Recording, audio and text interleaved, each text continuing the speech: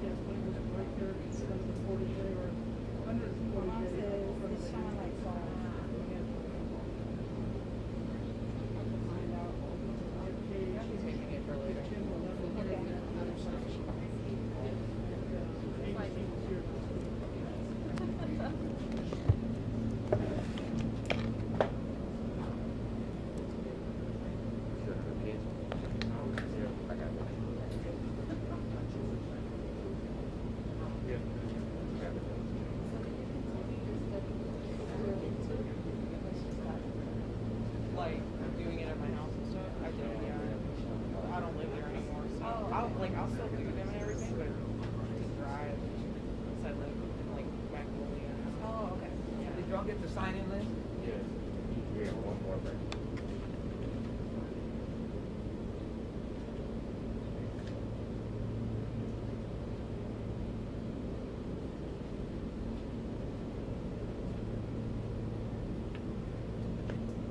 I hate to put things down on a pristine bed, so I need to, let's see, which one do I need?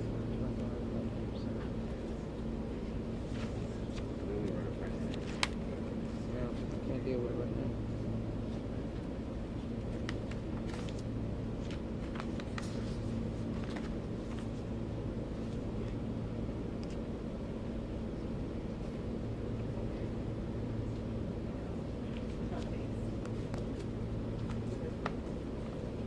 Let me introduce us. Okay, I can't take another big folder like that, so if you have something, I don't know, what is that? And what is this? Is this the folder that he gave? Yes, yes.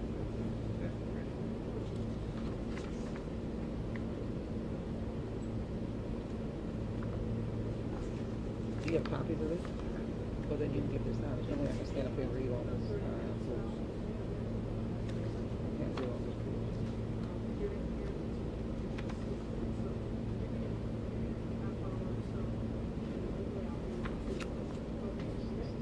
Have you given this out to Roxy? Then give it to her. Give it to her. Huh?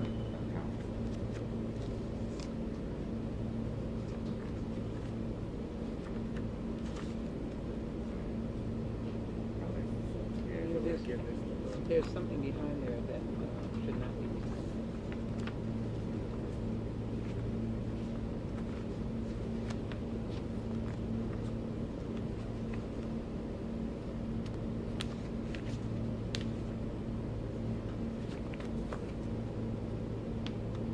Roxy, we're going to give this to you. Oh, you're over here. Yeah. It's a lot of reading, but.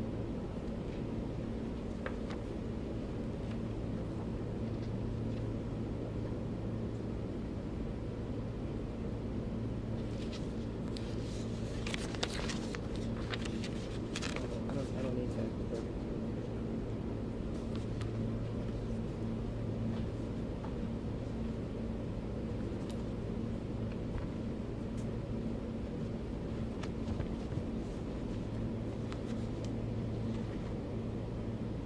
Good afternoon. Congresswoman Sheila Jackson Lee, let me thank the Lyndon Baines Johnson Hospital, but particularly the Harris Health System with Dr. Portia as CEO, the Board of Trustees, and as well the Harris County Commissioners, including Judge Hidalgo, and the Commissioner for this district, which is Commissioner Rodney Ellis, who I spoke to this morning.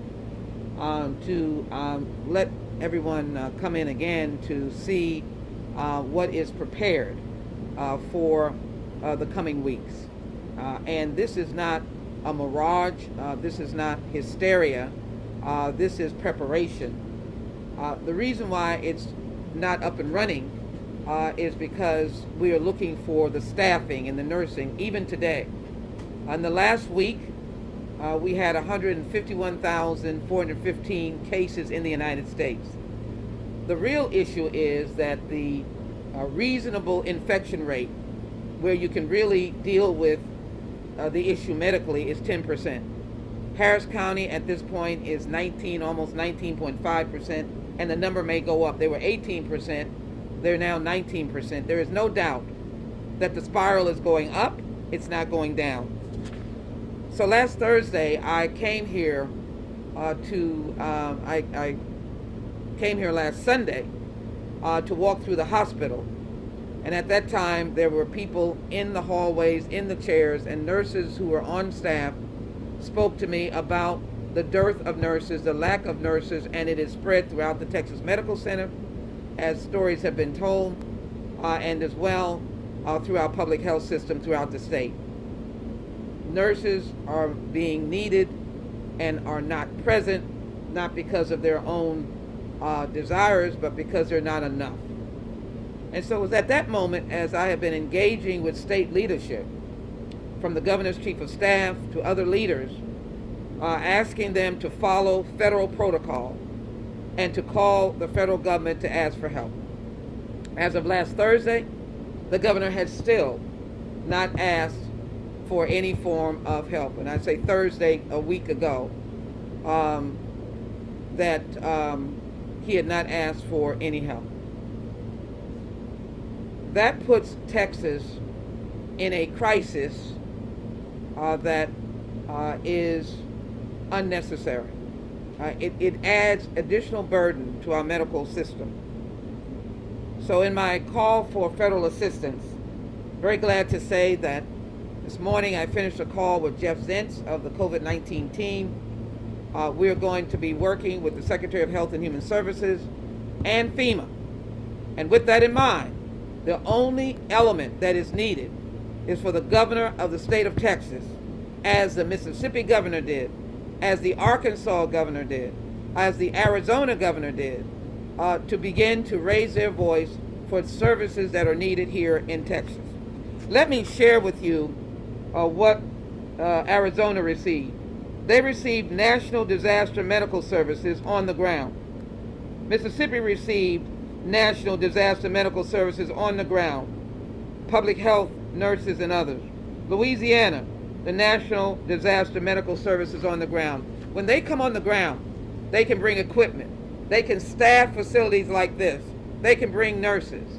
Now, in the aftermath of my call for federal assistance, the governor gave a lukewarm response, which is he gave permission for 2,500 nurses to be added to the inventory that the hospitals themselves, the county themselves, the private hospitals themselves could contract for private hospitals in the private hospital market. I have no opposition to that. Wherever you can get a nurse, you should have a nurse. It was right at this hospital where I announced the partnership to have nursing students help in these very special occasions.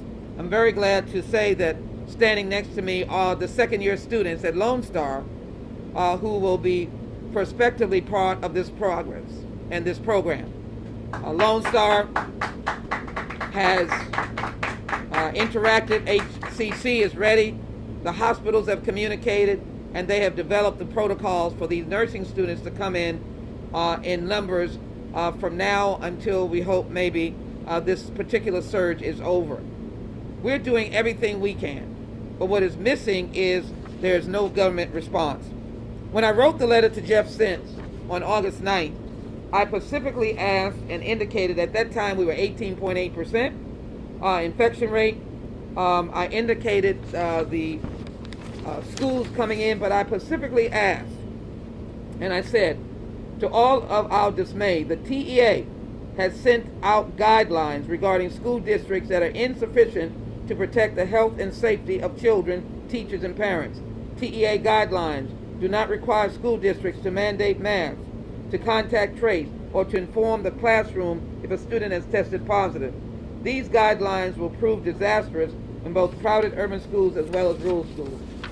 Jeff agreed, and as you well know, late last night, they called me to say that the Secretary of Education agreed and was sending out a very strong letter to both the governor of the state of Texas and Administrator Moran. The gist of the letter is that you shouldn't stop contact tracing.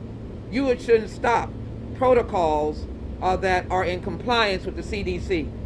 And we are going to be reviewing whether or not you're in violation of federal rules or requirements under the emergency pandemic by blocking these school districts all over the state from doing what they believe to be protective of their school children. I asked the governor to waive his executive order against counties and hospitals in terms of fines that he would render. Even if he had this executive order, I asked him to give a break to our school districts who really have no money to pay for any fines or violations. I do, however, applaud Harris County. They got an initial victory on the TRO, and Dallas, who are counties that sued the governor because he is patently wrong. But what I am glad to say is that the letter that I think is in that other folder, or in this folder, let me see.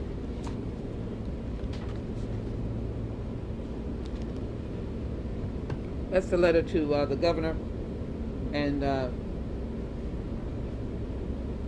is this a letter to and the commissioner? Yeah. So I think it's important to note that the federal government wants to come here and help Texas.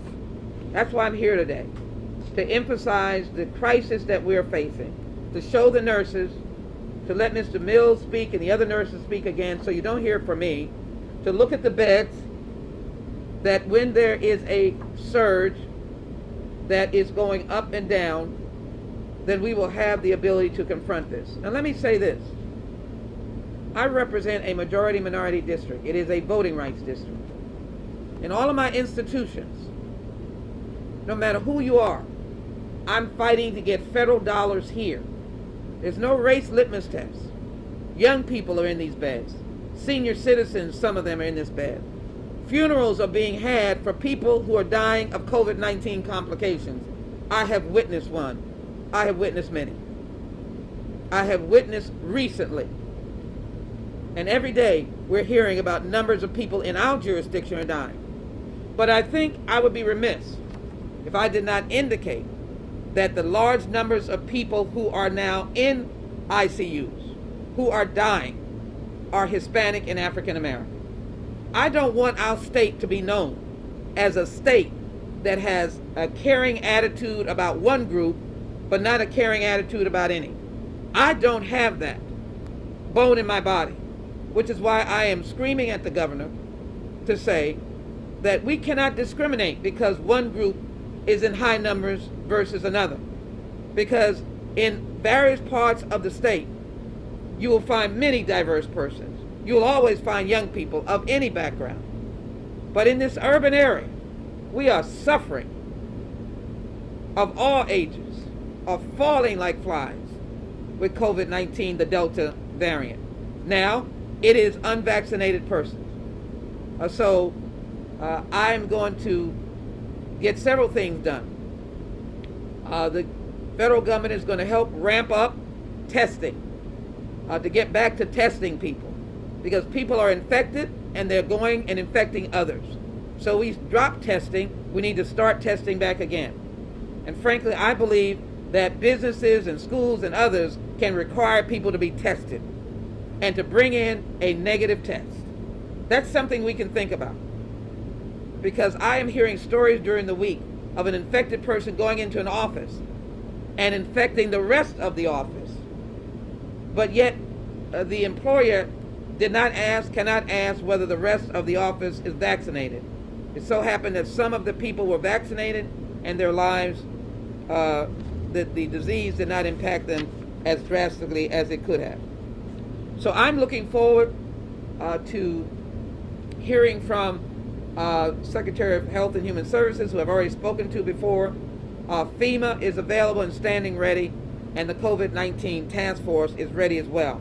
But the missing element is the governor of the state of Texas. I'm going to be looking for many options to be able to bring these resources. We're not finished yet. We will find many different creative ways to bring these dollars here. I wanted to read just a brief amount from the letter from the Secretary of Education, which goes directly to my letter. Texas' recent action to block school districts from voluntarily adopting science-based strategies for preventing the spread of COVID-19 that are aligned with the guidance from the Centers for Disease Control and Prevention puts these goals at risk and may infringe upon a school district's authority to adopt policies to protect students and educators as they develop their safe return to in-person instruction plans required by federal law. So I believe this gives grounds to our school districts to sue the governor because he is violating federal law. If he wants to mount up the number of lawsuits, then let him do so. The department also says it recognizes that several local education agencies in your state have already moved to adopt such policies in line with guidance from the CDC for the reopening and operation of school facilities, despite the state-level prohibitions. The department stands with these dedicated educators who are working to safely reopen schools and maintain safe in-person instruction. They further go on to criticize the particular provision that does not allow contact tracing. We expect some other letters and communications to come. I hope the governor does not have to be coerced. I hope he will do what he needs to do. My final point, reiterate, the governor did give permission for 2,500 nurses on the contract process, private contractors. We are a 30 million plus state. We are huge. The 2,500 is not enough. It will not be enough, and it will not in any way answer the crisis of a big medical center, of a Harris Health, of hospitals in Dallas, of rural hospitals.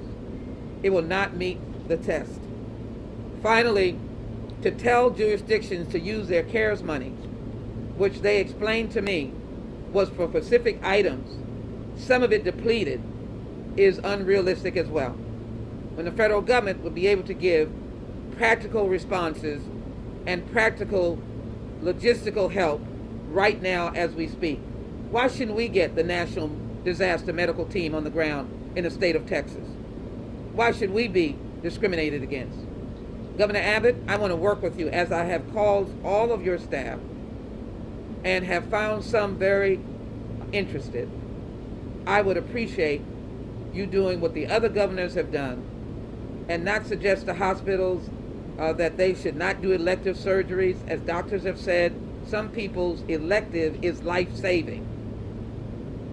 Doing the antibody infusion is a good thing, but it is not unilaterally the answer. Some people have to be in ICU. Some people have to be hospitalized. So I want to know, why these empty beds? Why are these empty beds? Why are people in the hallways? Where are the nurses? Who can relieve some of our nurses that have been going since March of 2020. I'm delighted today to have Dr. George Williams, who is the Chief Medical Officer of the ICU, one of the ICUs here in Harris Health. I'm not a clinician, he is. And I'd appreciate, Dr. Williams, if you come and share with us where we are in your landscape, the demographics of the individuals that you see, and whether you think 2,500 nurses, I don't want to put words in your mouth, is going to be the final answer to what you need. Dr. Williams, thank you very much. Thank you very much. Thank you so much. Thank you, Congresswoman Lee, for your leadership, and appreciate the opportunity to come share today. What we're seeing clinically at the bedside is younger patients who have gotten much sicker much faster. People in their 20s and 30s, with a predominance of minorities that we're actually serving in this community. And so these are patients that in many cases, in most cases, the vast majority have not been vaccinated, and we're doing absolutely everything we can to help them. But these are patients that look like me and are younger than me. And so we are doing our very best to meet that need at the bedside. But as patients get sick from COVID-19, the critical illness that's related to COVID-19 involves a lot of invasive procedures. Most times it involves being put on a ventilator when they actually end up coming to the intensive care unit. And patients are relegated to a very prolonged course of very severe illness, particularly when not vaccinated. So a couple of key points just to make. Right now we're very grateful for any help that can be provided. Certainly grateful for the nurses that have been provided thus far. Considering how bad our staffing issues are right now, and considering how many patients that are waiting in the hallways, we've had ambulances that had to wait outside the hospital. If it's possible to send help, now's the time. That being said, the other thing to communicate to the community is that the best thing to do is try your best to minimize your likelihood of getting severely ill. Wash your hands, maintain social distancing, wear a mask in public, and please get vaccinated. Everyone has access to vaccines regardless of how much you make in terms of your money or where you live. Everyone has access to vaccines. Please do what you can to protect yourself, your family, and your community. Thank you again, Congresswoman, for your leadership. I appreciate the opportunity to share. Thank you very much. Thank you. Let me invite Mr. Mills up as well. You're hands-on, and your neighbor here. You just stand up, and then both of you would share your thoughts. I was here with you before. Yes. We're in a unit that looks very pristine, very good. Looks like you can handle people maybe at the first stage of COVID. I'm not a doctor, I'm not a nurse, but I know that this is a very important unit. And share with us what the challenges will be at this time. Yeah, so I think for me, I look at 4 points. First of all, I want to echo Dr. Williams thanking you for your attacking this issue and for keeping it top of mind for the nation as well as the state. I think that some information that was shared with me has to do with the number of nurses that were down. As a system, we're about 21.5% down. Just here at LBJ, though, we're higher than that at 26.6%. This is a magnet institution, LBJ and Ben Taub, and while that would attract most people to an institution because of this disease, because of the monies that are being provided by other institutions, they're being drawn away. Number 3, I think I want to applaud the executive leadership here at the system for the amount of money that they put forth towards increasing nurse pay, retention pay, as well as trying to incentivize people picking up extra shifts. And then finally, again, I don't think you can say it enough, follow the science, wash your hands, wear your mask, socially distance, and get vaccinated. Thank you. Want to introduce yourself? Sure. Thank you. I'm Renee. I'm one of the nurses here in the EC. I don't have anything prepared, but I do want to say that this is, in my 4.5 years here, the most taxing time I've ever seen on me, on nurses, emotionally, physically exhausting, and we can't sustain this level of ICU patients in the ER. It's more than I've ever seen. We are exhausted, and the nurses are working so hard. I applaud them so much. They're doing such a great job, but we need, like you've been saying, we need things in place to help tame this, and we can't express enough how much we appreciate you fighting for us and fighting for the city of Houston. Thank you. That's a personal story. You didn't need to make any remarks that are prepared. I want to emphasize, and I want to close and answer questions. I do want the student nurses who are second year just to introduce themselves. You've heard what we're doing. You're in the nursing partnership program. You're not scheduled yet, but if you want to introduce yourselves, second year student. Yes, correct. My name is Ashton Sanye. I am a second year nursing student. I just want to say thank you for having us here, and we are eager to get in there, to practice training, to give treatment right under the direct supervision of RNs, but we're eager to get in there and help, seize this crisis. This is definitely a crisis, a health crisis. So we're ready to get in there and practice those skills and give help to our community. Soon, you will get in soon. My name is Ashley Cook. I'm also a second-year student at Lone Star, and I have to agree, we have been struggling to get experience. That has been the biggest issue that we have had, and we are so ready to be there. We're so ready to have the experience. My name is Daisy Castañon. I'm also a second-year student, and like my fellow classmates said, it's just been really difficult for us to get the experience. Not many hospitals are opening their doors. I want to thank HCA. They really have helped us gain our experience, so I hope more hospitals start opening their doors for us. My name is Anna Flosny. I'm also a second-year nursing student at Lone Star North Harris. I feel like my co-students really put it perfectly. We are just really ready to be able to get in there and help out our fellow nurses and help the public. So they will be part of Lone Star's commitment to the Nursing Partnership Initiative, and they will work with this Harris Health System and funnel those student nurses, second year mostly, to operate under an RN. But what you've just heard are RNs who are on the ground indicating the level of exhaustion, not the level of giving up, but the level of exhaustion. 2,500 nurses in the contract system will not work and will not last. And so we should not wait any longer for a federal response to get the disaster team on the ground.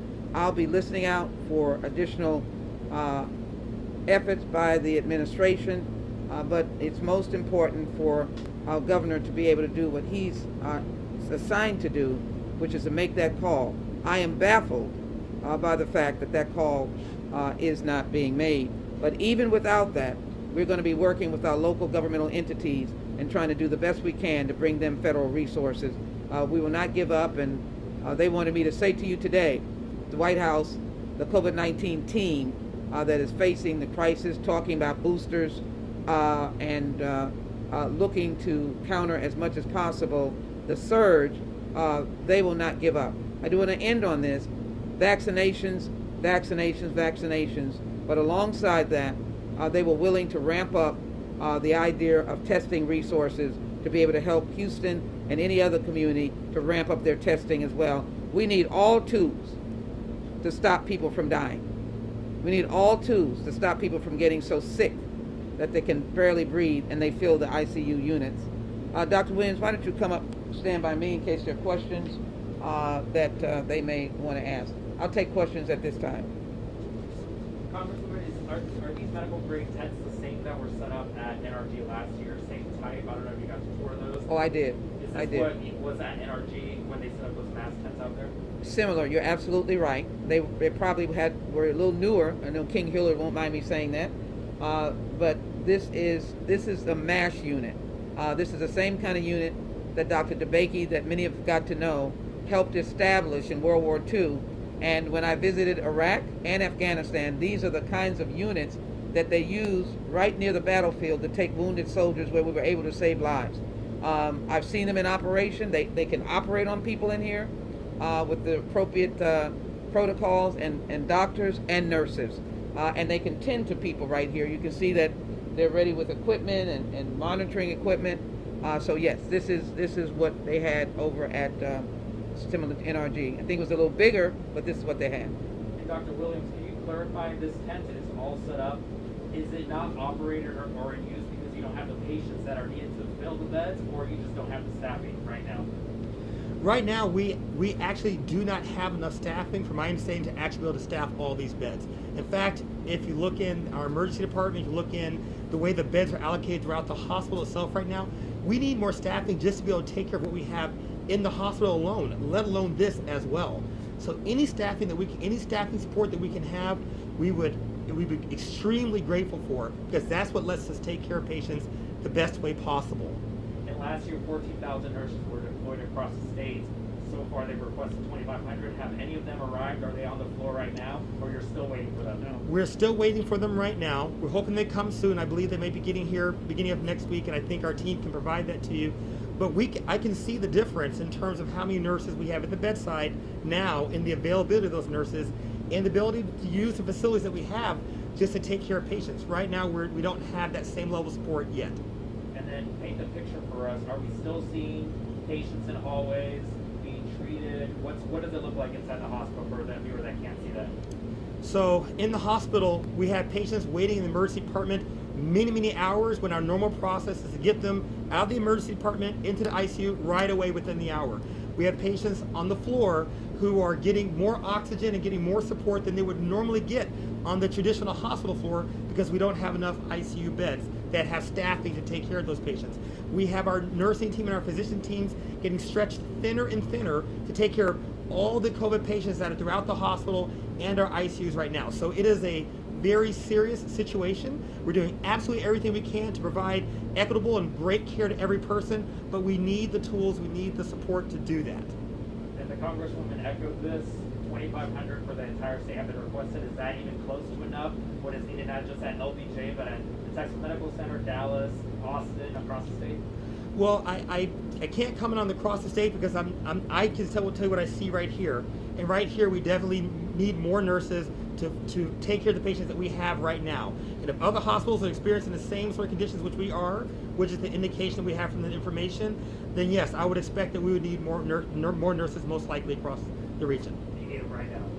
Yes, we do. When will you anticipate that this will actually be open and patients can actually be treated? And additionally, I just want to clarify, is it COVID patients that will be in here, or people who need a bed period, regardless of if they have COVID or not? Well, I can say that as soon as our staffing capacity and bed needs will dictate this being available, then we'll put patients in here right away. With regards to whether that's COVID patients or not, this is designed for COVID patients. And we have barriers, we have processes and equipment and drugs located in a way to make sure we can take care of COVID patients here. Even the monitors and the way everything's set up is designed for COVID patients. And what's the capacity in here? How many patients can you actually be treating in this facility? So in this tent, which is expandable, we can currently treat 6 patients in here. And that may sound like a small number, but considering how full we are in the hospital, 6 patients can make a very big difference considering our current circumstances. And I know we've been talking about it all this week, but many physicians in the healthcare system have said that we've reached our breaking point. So are going to see more cases increase. Is that what you guys are seeing here, y'all, at your breaking point? I think it's very safe to say that right now we're absolutely bursting at the seams. Everyone is exhausted. This has been a 1.5-year process for all doctors, nurses, respiratory therapists, the entire team, and more is something that is just difficult to see how that can be tolerated at this time. Now, if you could say, if you have one message that you can get out to the community and also those who have the resources to help you guys, what would that one message be? Please send help now. And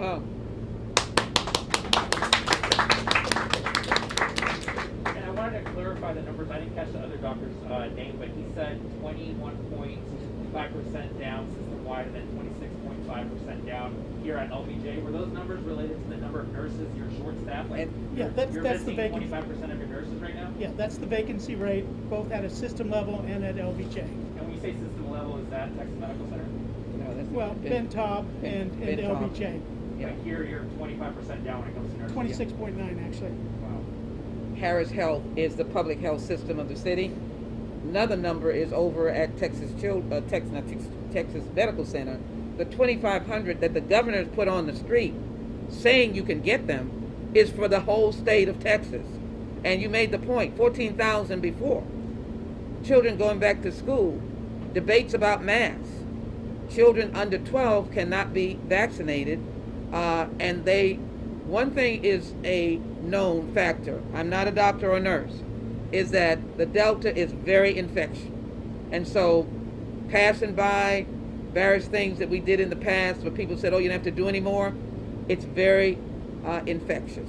And so what we have to do, if you're in the medical business, the care business, you got to project what is going to happen in the end of August or September when colleges and primary and secondary schools are going back, and teachers will be back, and bus drivers will be back.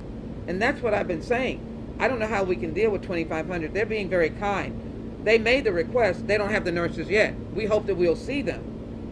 But they don't have the nurses yet. So when they get through with that allotment, then they may need another allotment depending on the surge. The best news would be all of this ends. But most of the scientists and doctors across, and I'd like you to comment, and I don't know he won't mind being called a doctor, but he's a wonderful nurse, Mr. Mills is. So I just want to make sure, and he loves being a nurse for 40 years. 40 years. So he should be applauded, all the nurses that. But could you speak to the idea that we wish it would end tomorrow, but you don't see a forecast in terms of what you're seeing that this Delta and surge is going to end? I think they're interested in what you see going forward. Thank you. So no one can predict the future, neither can I, but I can say the things that we see. The Delta variant is much more infectious and spreads much faster than the previous variants. And so that's why the CDC revised the guidelines to recommend wearing masks in public, recommending still keeping the social distancing, washing hands, and vaccinations. And so if as we see a more infectious variant and we see cases going up, all of our modeling right now still shows cases going up. And we're at the breaking point now. So please do everything you can to protect yourself by getting vaccinated, doing all those things we just talked about, washing your hands, social distancing, and making sure that you protect your community. The other thing that's very important to say is that children cannot yet be vaccinated. Because children cannot yet be vaccinated, we need to make sure that we're doing everything in your home and in our communities to let our children wear masks so that they can reduce their likelihood of getting infected as well. Because we're seeing younger and younger people getting infected by the Delta variant. Thank you. One last question. I know that we had talked about what's being seen inside the hospital, but I also had a viewer that reached out to me. They too, their friend had to get airlifted to a hospital in New Mexico. They came here to LBJ. If you guys do not get the nurses and the staff that you need, could people potentially expect their loved ones to have to be transported to a hospital where there are available beds? Absolutely. Yes. That can be expected within the next coming weeks. If we're ever in a situation where we simply physically cannot fit the patient in the appropriate facilities here, we have to reach out to partner hospitals, even in different states, to make sure we get them someplace where they can get the care that they need. So that's why we need staffing here, so we can take care of those patients here. We don't want to put people through the risk of being transported a long distance in order to get the care that they need. And just your first name, Sheila, George Williams, and I'm the medical co-director of the surgical ICU here at LBJ. Let me conclude, if you all, thank you, Dr. Williams. Thank you to all of the nurses. As I said, let me indicate that about a week or 10 days ago, we initiated the nursing partnership. I hope that we'll see more of these students coming in. They have to be under a trained, certified, licensed RN. As our nurses have said, they're at the breaking point. As the doctor said, they're at the breaking point. That is why I mentioned 151,415 cases, the largest that we have seen in the last week. These are cases of infections across America. People are still dying, a 19% infection rate, and we are working as hard as we can. I'll be at the Greater Love Church in just a few minutes with a vaccination. I hope when I get there I'll see lines. And I try to get embed into the neighborhood where Hispanics and African Americans live together and overlap, though it is open to everyone. But the issue is we have these vaccination sites. We're still dealing with vaccination hesitancy. So as indicated to the president in this letter and to Jeff, that this is a state that needs help. And we need the federal help, how they can dispatch, even if it's military. We need to be able to receive it. And the question should be asked, why the governor will not pick up the phone and indicate, I need federal assistance. It is not intrusive. It doesn't deal with any state laws. They go straight to the medical facilities and they try to be as helpful as they possibly can. I feel for these nurses. I think they're at the breaking point. They're 12-hour shifts. That is their shifts, but over and over again.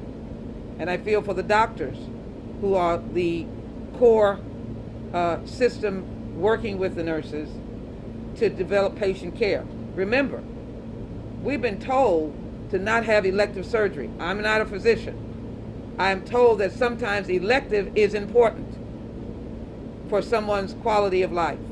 That's the treatment that we're getting from the state, which is, here, help us out, don't have any elective surgery because we got to put the COVID patients in. I don't know if that's the best answer. In fact, I don't want to put you on the spot, but sometimes when people don't get elective surgery, isn't that something that you wish you didn't have to do? And then maybe you can explain better than I can. Absolutely. So while elective surgery may not be an emergency, sometimes people have severe back pain, sometimes people have cancer surgeries that they need, sometimes people have conditions that affect their daily life. And the more we can't provide those treatments, the more they're not able to introduce themselves back into society, be productive, and have a high quality of life. Most people don't have surgery purely for the purpose of doing it. They are trying to treat a condition, and not having those facilities to provide that intervention, that surgery, prevents that treatment from occurring. So that's a very important point. Thank you, Congresswoman. And that's what's being asked by the state. They're asking hospitals not to do elective surgeries. They're asking them to make sure that they send people to infusion centers. Some people are way too far gone, and they come straight to the hospital. I do think it's an important point to make that potentially more patients will be airlifted out of the public system. And remember, the public system treats certain patients with certain economic needs. This is where they go.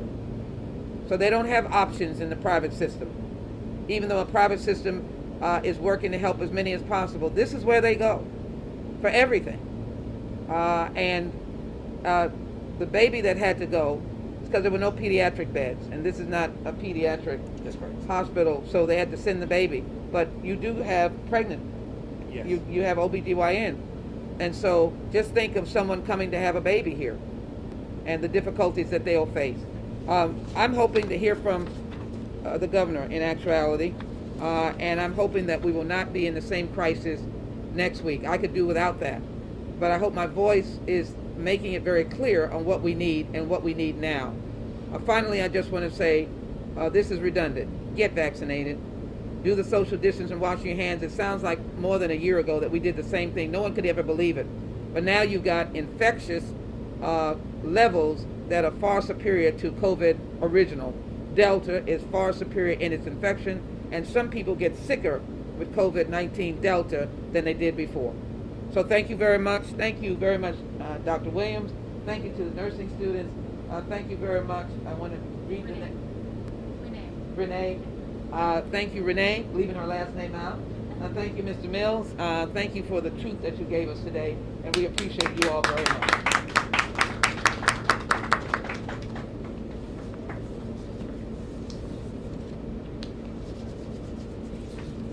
That is, yes, it was my little pen, so it's this little thing here. Thank you.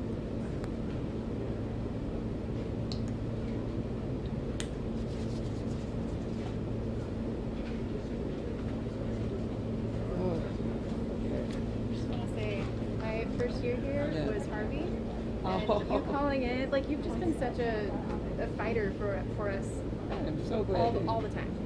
You're so amazing. We really appreciate you. Renee, thank you, and welcome to here.